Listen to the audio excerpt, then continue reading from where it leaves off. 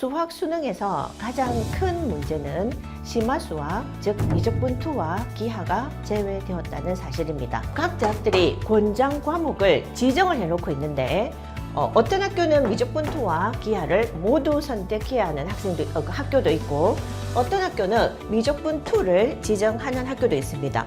그런데 일부 학교는 미적분2나 기하 중에 하나를 선택해서 이수를 해도 되는 학교도 있습니다. 이 선택 과목들이 그동안에 고3까지는 기하 같은 경우에 절대평가였습니다.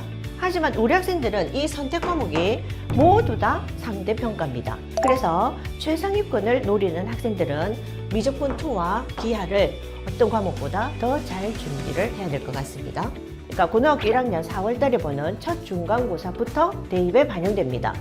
그러면 우리 중3 학생 같은 경우에는 대입 시작이 1년도 남지 않은 셈입니다. 물론 수능 100% 전형도 있기는 합니다.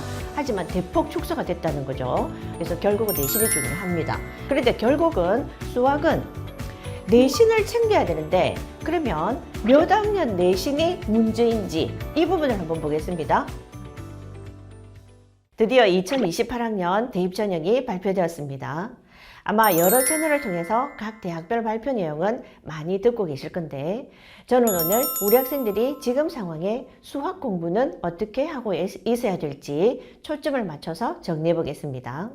그리고 4월 말에 발표된 내용은 현재 고2 대상이며 앞으로 진행을 해보면서 아래 학년들은 또다시 수정 보완될 내용도 있어 보입니다. 그래서 우리 중3 이하 학생들은 너무 세부적으로 공부를 하기보다는 큰 흐름을 이해하고 놓치면 안 되는 것들을 차근차근 준비해 가시기 바랍니다. 대세는 수시 확대, 정시 축소입니다. 수능, 내신, 학교 활동, 진로에 맞는 선택 과목 이수 이력 등이 동시에 중요해지면서 대입은 훨씬 복잡해졌습니다.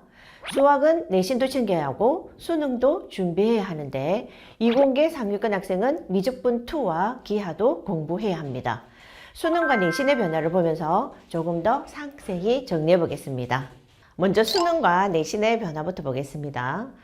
수학 수능에서 가장 큰 문제는 심화수학, 즉 미적분2와 기하가 제외되었다는 사실입니다. 자, 그럼 먼저 수능이 어디서 몇 문제가 나오는지 간단히 정리를 해보겠습니다.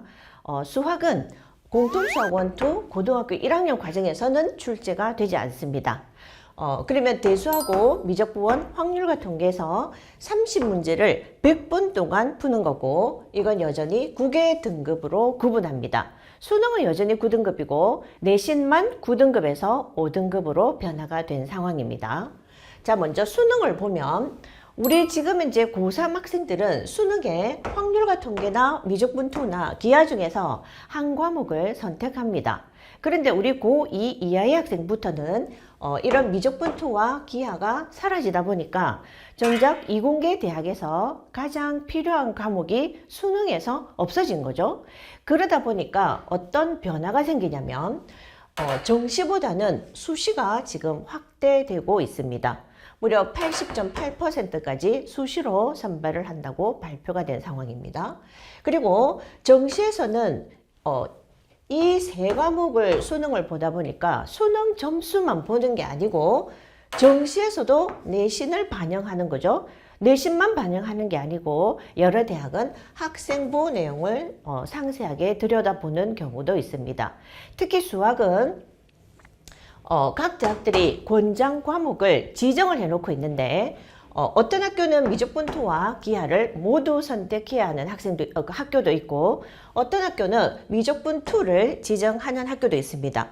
그런데 일부 학교는 미적분2나 기하 중에 하나를 선택해서 이수를 해도 되는 학교도 있습니다. 그래서 우리 학생들이 진학할 대학의 세부 내용을 잘 보고 준비를 해야겠습니다. 내신의 변화를 보겠습니다. 내신은 9개 등급에서 5개 등급으로 바뀌면서 기존에 4%가 1등급이지만 이제는 10%가 1등급입니다. 자, 여기서 2등급은 지금 고3 학생들은 11%까지지만 우리 학생들은 무려 34%까지가 2등급입니다. 그래서 내신의 변별력은 굉장히 많이 떨어졌다고 볼 수가 있겠습니다. 자, 그런데 이 내신이 어떤 시험부터 들어가는지도 잘 알고 준비하셔야 됩니다. 고등학교 1학년 첫 번째 중간고사, 그러니까 고등학교 1학년 4월 달에 보는 첫 중간고사부터 대입에 반영됩니다. 그러면 우리 중3 학생 같은 경우에는 대입 시작이 1년도 남지 않은 셈입니다. 그러면 몇 학년 몇 학기 내신까지가 중요하냐면 정시에서 반영되는 이 내신은 3학년 2학기까지 다 반영됩니다. 그래서 우리 학생들이 내신은 고1, 고2, 고3을 전부 다 잘 챙겨야 됩니다. 그런데 자, 이 내신을 챙길 때 수학에서 굉장히 중요한 내용이 하나가 있습니다.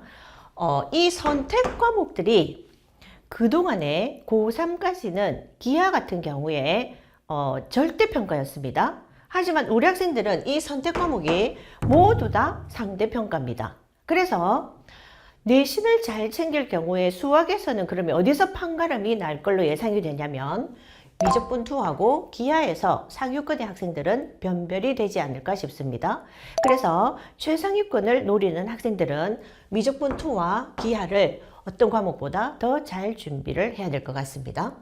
자, 그리고 여기서 내신이 4%가 1등급일 때는 전국이 1등급이 이만큼밖에 없지만 10%가 1등급일 경우에는 전국의 1등급은 굉장히 많이 늘어나는 상황입니다.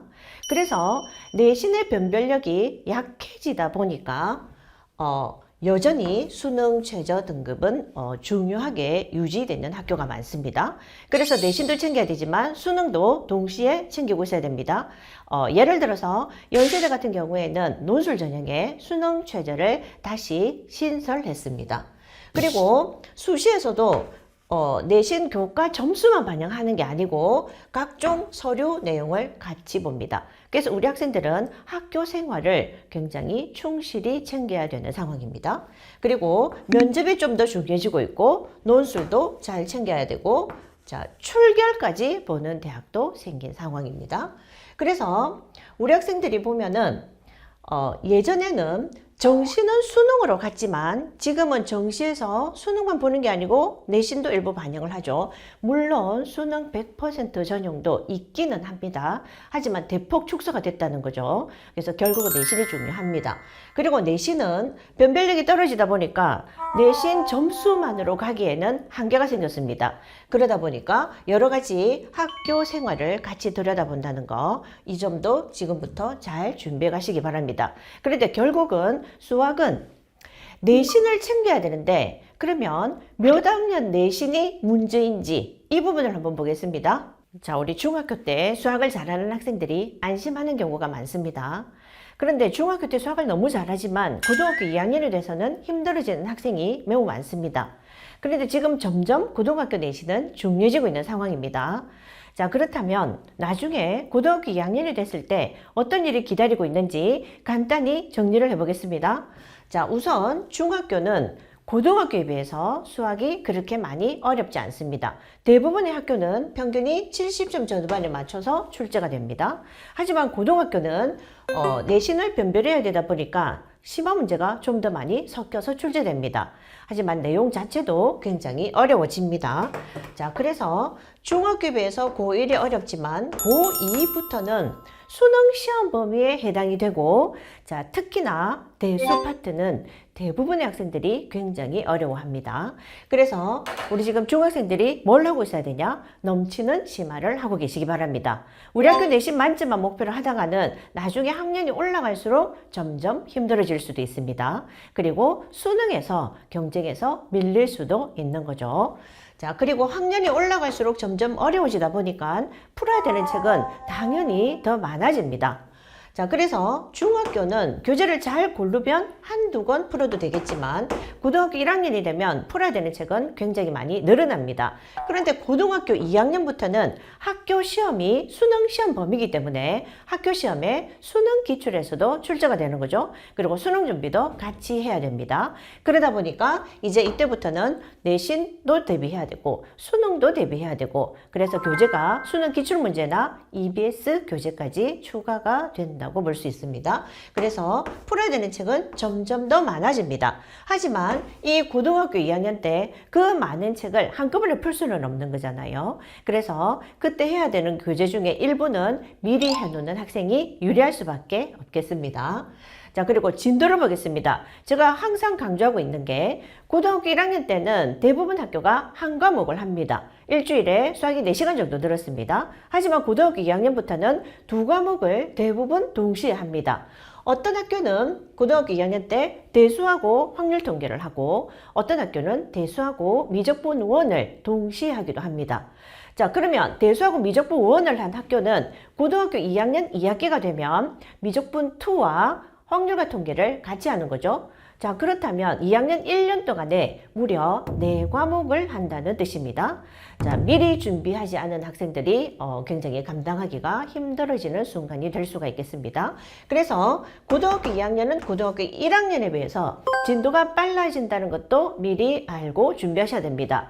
자, 여기서 굉장히 중요한 게 있습니다. 우리 학생들이 내신도 해야 되고 수능 대비도 해야 되는데 대부분 학교는 수능 범위, 자, 대수, 미적분, 확률과 통계를 대부분 언제 공부하냐면 고2 때 거의 공부를 합니다. 그런데 우리 학생들은 수능 시험이 고3 11월 달인 거죠. 자, 그러면 우리 학생들이 고등학교 3학년 때 여러 가지 학교 내신도 챙겨야 되고 여러 가지 학생부도 채워 나가야 되는데 수능 대비까지 하기가 굉장히 힘들다는 겁니다. 그런데 이 수능은 한꺼번에 준비할 수 있는 게 아니기 때문에 그 전에부터 미리미리 준비를 하는 전략이 중요하다고 볼 수 있겠습니다. 자, 결국 수능 경쟁력을 키운 학생들은 틈새 공략이 유리해지지 않을까 그런 생각도 해봅니다. 자, 그리고 고등 내신에서 고교 학점제에서 가장 크게 변화되고 있는 것 중에 하나가 학교 시험에서 논술형, 서술형 문제 비중이 늘어났다는 겁니다. 자, 이건 하루아침에 되는 게 아닙니다. 그래서 지금부터 그냥 바로 계산하지 말고 풀이 과정을 잘 적는 연습이 중요합니다. 글자도 또박또박하게 빠르게 적는 연습이 중요하겠습니다. 특히나 논술 100% 전형도 생기고 있기 때문에 자, 쓰는 습관 굉장히 더 중요해지고 있다고 보겠습니다. 자, 그리고 대입에서 과목별 비중이 있습니다. 이과 기준으로 봤을 때 대부분 학교는 수학이 가장 반영 비율이 높습니다. 예를 들면 서울대는 전체 과목 중에서 40%를 차지합니다. 다른 대학들도 마찬가지로 전 과목에서 수학이 차지하는 비중이 가장 높습니다. 그래서 수학은 우리나라 대입에서 아주 치명적으로 중요한 과목이라고 볼 수 있겠습니다.